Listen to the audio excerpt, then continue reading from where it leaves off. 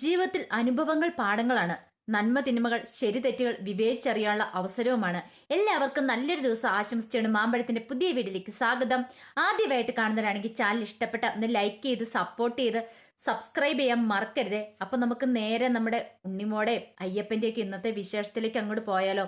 അപ്പൊ ഇന്ന് അങ്ങനെ കാണാൻ പോകുന്നു പറഞ്ഞിട്ടുണ്ടെങ്കിൽ അത്ര നല്ല വിശേഷമൊന്നുമല്ല. അങ്ങനെ നമ്മുടെ താരമോള് ആ കൊടും വിപത്തിലേക്ക് ചെന്ന് പെടുവാണ്. എന്താണെങ്കിലും നമ്മൾ താരമോളെ കൂട്ടിക്കൊണ്ട് ഹിമ പോവാണ്. അപ്പൊ നക്ഷത്രം കാണിച്ച് അങ്ങോട്ട് ചെന്ന് കഴിയുമ്പത്തേനും നക്ഷത്രം പിന്നെ കാണാനില്ല. പെട്ടെന്ന് തന്നെ പറഞ്ഞു, താരമോള് പറഞ്ഞു, ഇതെന്താ നക്ഷത്രം ഇല്ലല്ലോ എന്ന് പറയാണ്. നക്ഷത്രം അതിപ്പോ എന്തായാലും താഴെ വീണ് കാണും. താഴെ വീണ് കഴിഞ്ഞിട്ട് ആ നക്ഷത്രം പിന്നെ എന്താവും, രത്നമായി മാറും. നമുക്ക് പോയി നോക്കാന്ന് പറയാണ്.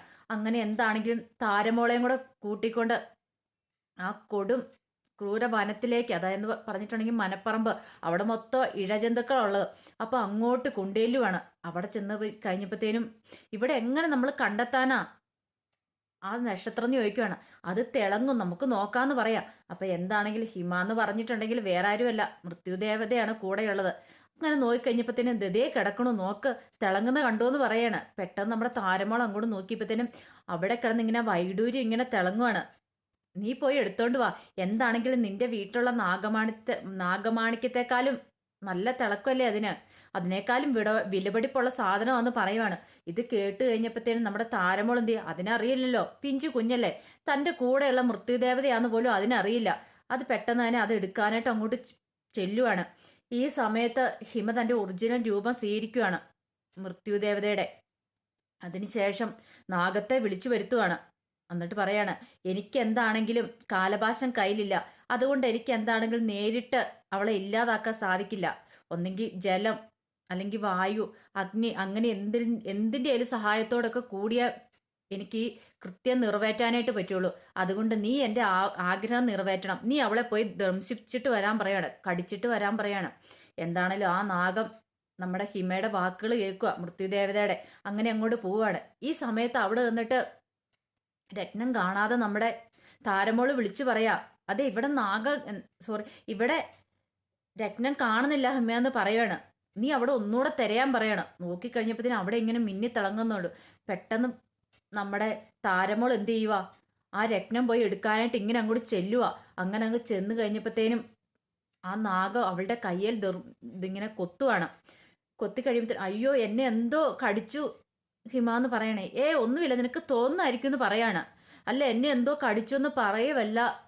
നമ്മുടെ താരമോൾ അവിടെ ബോധം കെട്ടു പോവാ. ഈ സമയത്ത് മൃത്യുദേവത എന്താണെങ്കിൽ തന്റെ ആഗ്രഹം നിറവേറ്റിയിട്ട് മടങ്ങുവാണ്. ഈ സമയത്ത് ഉണ്ണിമോൾ വലിയ സ്വപ്നം കണ്ട് ഞെട്ടി എഴുന്നേക്കുക. താരമോളെ കുറിച്ചുള്ള സ്വപ്നമാണ് കണ്ടത്.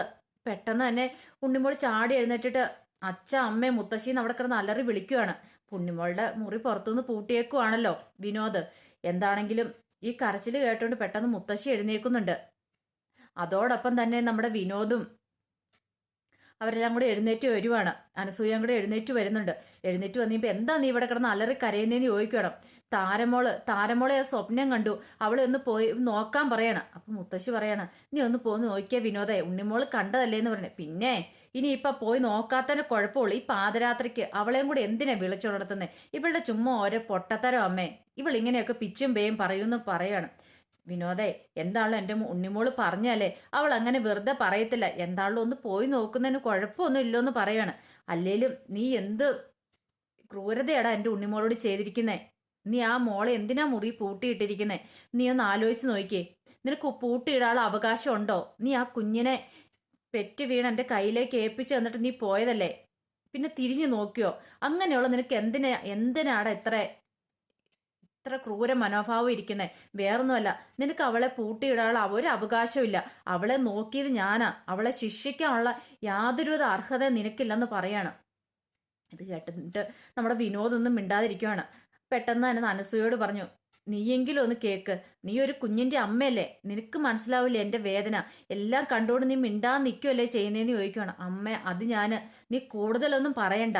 എന്താണെങ്കിലും നീ ഉണ്ണിമോളെ തുറന്നു വിടാൻ നോക്ക് വിനോദേ, നീ ക്രൂരതയെ കാണിക്കുന്നതെന്ന് പറയാണ്. എന്താണെങ്കിലും ലാസ്റ്റ് വിനോദ് പറഞ്ഞു, എന്താണല്ലോ ആട്ടെ എന്നും പറഞ്ഞുകൊണ്ട് പോയി തുറക്കുവാണ്. കഥ അങ്ങനെ തുറന്ന് ഉണ്ണിമോള് പുറത്ത് വരുവാണ്. ഉണ്ണിമോള് പുറത്ത് വന്നു കഴിയുമ്പോഴത്തേനും നമ്മുടെ മുത്തശ്ശിയോട് ചേർന്ന് പൊട്ടിക്കരയുവാണ്. മുത്തശ്ശി മോള് വിഷമിക്കണ്ട കേട്ടോ എന്ന് പറയുന്നുണ്ട്. എനിക്ക് താരേനെ കാണണമെന്ന് പറയാം. ഇനിയിപ്പോൾ താരേനെ കാണാത്തതിൻ്റെ കുഴപ്പമുള്ളൂ. എന്തായാലും പറഞ്ഞല്ലേ വാ നോക്കാമെന്നും പറഞ്ഞുകൊണ്ട് എല്ലാവരും കൂടെ താരയുടെ മുറിയിലേക്ക് ചെല്ലുവാണ്. മുറി ചെന്ന് കഴിഞ്ഞപ്പോഴത്തേനും താര അവിടെ ഇല്ല. താരേനെ കാണാൻ പോലില്ല. പെട്ടെന്ന് തന്നെ താരേന്ന് വിളിച്ച് ഇവരെല്ലാം അവിടെ എല്ലാം അന്വേഷിക്കുക. പക്ഷെ ഒരിടത്തും കാണുന്നില്ല. അപ്പോൾ മുത്തശ്ശി പറഞ്ഞു, രാത്രി കിടക്കാൻ നേരം ഹിമ പറയുന്നുണ്ടായിരുന്നു ഭയങ്കര ചൂടാ മുറിക്കാത്തെന്ന് പറഞ്ഞുകൊണ്ട് എഴുന്നേറ്റിരിക്കുന്നുണ്ടായിരുന്നു. ഇനിയിപ്പോൾ പുറത്തേക്കെങ്ങാനും പോയി കാണൂ എൻ്റെ ഭഗവാനെ എന്ന് പറയുന്നുണ്ട്. എന്താണേലും നമ്മുടെ ഉണ്ണിമോളും അനസൂയയും വിനോദും എല്ലാവരും കൂടെ താരേനെ അന്വേഷിച്ച് പോകുവാണ്. അങ്ങനെ അന്വേഷിച്ച് അവരോട് എല്ലാം അന്വേഷിച്ചിട്ട് കണ്ടില്ല. അവസാനം മനപ്പറമ്പിൻ്റെ അവിടെ എത്തി. അവിടെ ചെത്തി ആ കാടിനുള്ളിൽ ഒരു വെട്ടം പോലും ഇല്ലാതെ എവിടെ ചെന്ന് തപ്പാനായിട്ടാ. എന്താണല്ലോ അങ്ങനെ നമ്മൾ നോക്കി കഴിയുമ്പോഴത്തേനും നമ്മുടെ ഉണ്ണിമോൾ അവിടെ കിടക്കുന്ന കണ്ടു. സോറി, താരമോൾ അവിടെ കിടക്കുന്ന കണ്ടു. പെട്ടെന്ന് തന്നെ ഉണ്ണിമോൾ പറഞ്ഞു, അതേ താര കിടക്കുന്നു പറയാണ്. ഓടി അങ്ങോട്ട് ചെല്ലും അനസൂയ. മോളെ പൊക്കിയെടുത്ത് കഴിഞ്ഞ് നോക്കിക്കഴിഞ്ഞപ്പോഴത്തേനും തന്നെ അനസൂയക്ക് ഒരു കാര്യം മനസ്സിലായി. പാമ്പ് കടി ഏറ്റിരിക്കുന്നു. എന്താണെങ്കിലും ഇനിയിപ്പോൾ എന്ത് ചെയ്യണമെന്ന് അറിയത്തില്ല. പിടിച്ചു നോക്കിയപ്പോൾ തന്നെ നമ്മുടെ അനസൂയക്ക് പിന്നെ മനസ്സിലായി. കാരണം അനസൂയ ഇപ്പോൾ ഈ പാമ്പ് കടിയേറ്റ് വിഷം വെക്കുന്ന സമയത്ത് അവരെയൊക്കെ നോക്കുന്ന ആളാണല്ലോ. അപ്പോൾ അനസൂയക്ക് പെട്ടെന്ന് മനസ്സിലാകും. അവരെടുത്ത് കഴിയുമ്പോഴും അവർ നാഡീവെടിപ്പ് പിടിച്ചു കഴിയുമ്പോഴും അവരെത്ര സമയം ജീവിച്ചിരിക്കുമെന്ന് മനസ്സിലാവും. എന്താണെങ്കിലും പെട്ടെന്ന് തന്നെ വിനോദ് പറഞ്ഞു, ബാ നമുക്ക് ഹോസ്പിറ്റലിലേക്ക് കൊണ്ടുപോകാമെന്ന് പറയുന്നുണ്ട്. എന്താണെങ്കിലും പെട്ടെന്ന് തന്നെ കുഞ്ഞിനെ കോരിയെടുത്ത് ഹോസ്പിറ്റലിലേക്ക് കൊണ്ടുപോവാണ്. ഇതിന് ശേഷം പിന്നീട് കാണിക്കുന്നു പറഞ്ഞിട്ടുണ്ടെങ്കിൽ ഹോസ്പിറ്റലിൽ നിന്ന് വന്ന് വീട്ടിലേക്ക് കൊണ്ടുവരുവാണ്. ഇത് കണ്ടു കഴിഞ്ഞപ്പോൾ മുത്തശ്ശി ചോദിച്ചു, എന്താ പറ്റിയെന്ന് ചോദിക്കുവാണ് താരമോക്ക്. അവളെ പാമ്പ് പിടിച്ചെന്ന് പറയാണ്. ഇനി എന്താണെങ്കിലും അപ്പോൾ നിങ്ങൾ ഹോസ്പിറ്റലിൽ കൊണ്ടുപോയില്ലെന്ന് ചോദിക്കണം. ഹോസ്പിറ്റലിൽ നിന്ന് പറഞ്ഞു വിട്ടാ ഇനി അവരെന്തായാലും വെന്റിലേറ്ററിൽ കിടത്തണമെന്നൊക്കെയാണ് പറഞ്ഞേ. അനസൂയക്ക് അതിന് സമ്മതമല്ലമ്മേ, അതുകൊണ്ടാണ് ഇങ്ങോട്ട് കൊണ്ടുവന്നതെന്ന് പറയണം. അനസൂയ പറയും, എന്തായാലും കുറച്ച് സമയം കൂടി ഉള്ളൂ എൻ്റെ മോൾ എൻ്റെ കൂടെ. എന്തായാലും അവൾ എൻ്റെ നെഞ്ചിൽ കിടന്ന് മരിച്ചോട്ടെ, എനിക്ക് കുഴപ്പമില്ല. മൃത്യുദേവതയുടെ ആഗ്രഹം അങ്ങനെ നിറവേറട്ടെ, അവർക്ക് അതാണ് ഇഷ്ടം, അത് നടക്കട്ടെ എന്ന് പറയുകയാണ്. എന്നാലും മുത്തശ്ശി പറഞ്ഞു, ഇത് കൊടും ക്രൂരതയായി പോയല്ലോ എൻ്റെ ഭഗവാനെ. ഒന്നും അറിയത്തില്ലാത്തൊരു പിഞ്ചു കുഞ്ഞ. എന്നാലും ഇവള് എങ്ങനെ അവിടെ പോയെന്ന്. ആ മനപ്പറമ്പെന്ന് പറഞ്ഞിട്ടുണ്ടെങ്കിൽ അവിടെ വിഷജന്തുക്കളുള്ളതാ. രാത്രിയിൽ അങ്ങോട്ട് എഴുന്നേറ്റ് പോണെങ്കിൽ അതെങ്ങനെ പോയി? ഒരെത്തും പിടി ഇവർക്ക് കിട്ടുന്നുണ്ടായിരുന്നില്ല. അനസൂയ കുഞ്ഞിനെ നെഞ്ചോട് ചേർത്ത് പൊട്ടിക്കരയുവാണ്. എന്താണ് മുത്തശ്ശി പറയുന്നുണ്ട്, എന്നാലും കുഴപ്പമില്ല, ഒന്നുകൂടെ ഹോസ്പിറ്റലിൽ കൊണ്ടുപോയി അവരോട് ചോദിച്ചാലോ എന്ന് പറയുന്നുണ്ട്. അപ്പൊ അനസൂയ പറയാ, വേണ്ടമ്മേ, ഇനി എന്താളും കൊണ്ടുപോയിട്ട് കാര്യമില്ല. അവൾ ഇനി നേരത്തോട് നേരം വരെ ജീവിച്ചിരിക്കുള്ളൂ, അതെനിക്കറിയാം. അത് കഴിയുമ്പോൾ എൻ്റെ മോൾ ഈ ലോകത്തിൽ നിന്ന് പോകും. അവരുടെ ആഗ്രഹം നിറവേറട്ടെ. മൃത്യുദേവയുടെ ആഗ്രഹം അതാണെങ്കിൽ അതങ്ങ് നിറവേറട്ടെ. ഇത്രയും കാലം ഞാൻ പൊതിഞ്ഞു പിടിച്ചുകൊണ്ടിരുന്നല്ലേ, ഒരമ്മയുടെ വേദനയാണത്. എന്താണെങ്കിലും ഇതിന് ശേഷം കാണിക്കുന്നു പറഞ്ഞിട്ടുണ്ടെങ്കിൽ നമ്മുടെ അയ്യപ്പനും ഭാവനും കൂടെ മൃത്യുദേവതയുടെ അടുത്ത് എത്തുകയാണ്. അപ്പം മൃത്യുദേവത പറഞ്ഞു, എന്താണെങ്കിലും ഞാൻ ചെയ്ത പ്രവൃത്തിക്ക് ഒരു തടസ്സമായിട്ട് ഭഗവാൻ എൻ്റെ അടുത്ത് വന്നില്ല. കാരണം ഭഗവാൻ ചെയ്ത വാക്ക് പാലിച്ചിരിക്കുന്നു. എന്താണല്ലോ എനിക്ക് ഒത്തിരി നന്ദിയുണ്ട്, കോടി പ്രണാമം എന്ന് പറയാണ്. ഇത് കേട്ടപ്പോഴത്തേന് അയ്യപ്പൻ പറഞ്ഞു, എന്താണെങ്കിലും വേറൊന്നും കൊണ്ടല്ല ഞാൻ വരാത്തെ, ഞാനൊരു വാക്ക് തന്നിട്ടുണ്ടായിരുന്നു, അതാന്ന് പറയുവാണ്. എന്താണെങ്കിലും സ്വന്തം പിതാവിനും അതുപോലെ തന്നെ പൃഥ്വിതുല്യനായ അയാളും കൂടെ ചെയ്ത പണിക്ക് പകരം കൊടുക്കേണ്ടി വന്ന നമ്മുടെ താരമോളുടെ ജീവനാ. വിനോദെങ്കിലും നമ്മുടെ ഉണ്ണിമോളെയൊക്കെ നന്നായിട്ട് നോക്കുമായിരുന്നെങ്കിൽ നമ്മുടെ അയ്യപ്പന് ഒരു കാരണവശാലും വീട് വിട്ട് ഇറങ്ങേണ്ടി വരത്തില്ലായിരുന്നു. അങ്ങനെ അയ്യപ്പൻ പോയതുകൊണ്ട് മാത്രമാണ് മൃത്യുദേവതയ്ക്ക് അവിടെ കയറി വിഹരിക്കാനായിട്ട് സാധിച്ചത്. അവസാനം നമ്മുടെ അയ്യപ്പൻ ചോദിക്കുന്നുണ്ട്, അതെ, ഈ വിപത്തിന് ഇങ്ങനെ ഒരു സംഭവിച്ചതിന് ഈ വൈതരണിക്ക് ഇനി അടുത്ത മാർഗം എന്താന്ന് ചോദിക്കുകയാണ്. എന്തേലും മാർഗം ഉണ്ടോ എന്ന് ചോദിച്ചു കഴിയുമ്പോഴത്തേനും നമ്മുടെ മൃത്യുദേവത പറയുവാണ്, 5 തിരിയിട്ട നിലവിളക്ക്, 5 നിലവിളക്ക്, 5 നിലവിളക്കിനകത്ത് ഓരോ തിരിയുണ്ട്. അപ്പോൾ ആ ഓരോ തിരി അണയുന്നതനുസരിച്ച് നമ്മുടെ താരമോടെ ജീവൻ പോവും. അങ്ങനെ 5ാമത്തെ തിരി അണയുമ്പോഴത്തേനും ജഡമായി തീരും നമ്മുടെ താരമോള്. അപ്പോൾ ആ തിരി അണയാതിരിക്കുവാണെങ്കിൽ താരമോളുടെ ജീവൻ നിലനിൽക്കും. അങ്ങനെ പറഞ്ഞിട്ട് നമ്മുടെ മൃത്യുദേവത മടങ്ങുവാണ്. അപ്പോൾ അവർ വെച്ച് ഇനി എന്ത് ചെയ്യുമെന്ന് ചോദിക്കുകയാണ്. അപ്പം അയ്യപ്പൻ പറഞ്ഞു, ആ തിരി കെടരുത്. ഒരു പക്ഷേ നിഗ്രഹത്തിൻ്റെ കാര്യം കഴിഞ്ഞു, പക്ഷെ ഇപ്പോഴതല്ല. പാപം അവൾക്ക് ഇത്ര കാലം ഭൂമി ജീവിക്കണമെന്നുണ്ട്. പക്ഷെ അവൾക്ക് ശാപം കിട്ടിയതുകൊണ്ട് അവളുടെ ജീവൻ മുൻപേ പോവാനായിട്ട് തുടങ്ങിയത്. പക്ഷെ അത് ജീവൻ നിലനിർത്തണമെങ്കിൽ എത്രയാന്ന് പറഞ്ഞാലും നമ്മളിങ്ങോട്ട് അയച്ചു ചെയ്യുമ്പോൾ നമുക്കിവിടെ ആയുസ് ഉണ്ടല്ലോ, ആ ആയുസ് തീരാതെ നമുക്ക് ഇവിടുന്ന് ഭൂമിയിൽ നിന്ന് പോകാൻ പറ്റില്ലെന്നാണ് പറയുന്നത്. എന്താണെങ്കിലും ശാപം കിട്ടിയാലും ആയുസ് തീരണമല്ലോ. അപ്പോൾ ആ തിരി അണയാതെ നോക്കണം. അങ്ങനെ പറഞ്ഞുകൊണ്ടിരിക്കുന്ന സമയത്ത് 1ാമത്തെ തിരി കെട്ടു.